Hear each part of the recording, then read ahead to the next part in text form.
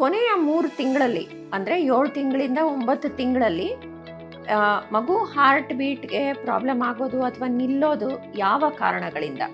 So common ಆಗಿ ನಾವು ಹೇಳೋದು 2 ಕಾರಣದಿಂದ ಈ ಟೈಮ್‌ನಲ್ಲಿ ಬ್ಲೀಡಿಂಗ್ ಆಗ್ಬಿಟ್ಟು ಮಗುಗೆ ರಿಸ್ಕ್ ಆಗ್ಬೋದು. ಒಂದು ಪ್ಲಸೆಂಟಾ ಪ್ರಿವಿಯಾ ಅಂದರೆ ಮಗು ಜೊತೆಯಲ್ಲಿರುವಂಥ ಕಸ ಏನಿರುತ್ತೆ ಅದು ಕೆಳಗಡೆ ಇದ್ದಾಗ ಅದರಿಂದ ಅವ್ರಿಗೆ ಬ್ಲೀಡಿಂಗ್ ಆಗ್ಬೋದು. ಇದರಿಂದ ಮಗು ಹಾರ್ಟ್ ಬೀಟ್ ನಿಲ್ಲೋಂಥ ಚಾನ್ಸಸ್ ಕೂಡ ಇರುತ್ತೆ ಅಥವಾ ಮಗು ಸುಸ್ತಾಗ್ಬೋದು ಒಳಗಡೆ.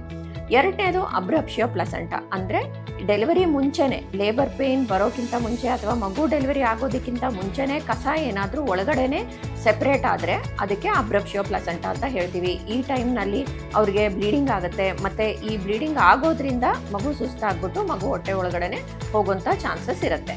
ಸೊ ಇದು ಬಿಟ್ಟರೆ ಬೇರೆ ಅಷ್ಟೊಂದು ನಾವು ಕಾಮನ್ ಆಗಿ ನೋಡದೇ ಇರೋವಂಥದ್ದು ಅಂದರೆ ಕಾರ್ಡ್ ಪ್ರೊಲ್ಯಾಪ್ಸ್ ಅಂದರೆ ಮಗು ಜೊತೆ ಇರೋವಂಥ ಕರಳು ಬಳ್ಳಿ ಏನಿರುತ್ತೆ ಅದು ಹೊರಗಡೆ ಬಂದಾಗ ಕೂಡ ಮಗು ಹಾರ್ಟ್ ಬೀಟ್ ಸಡನ್ ಆಗಿ ನಿಂತೋಗುತ್ತೆ.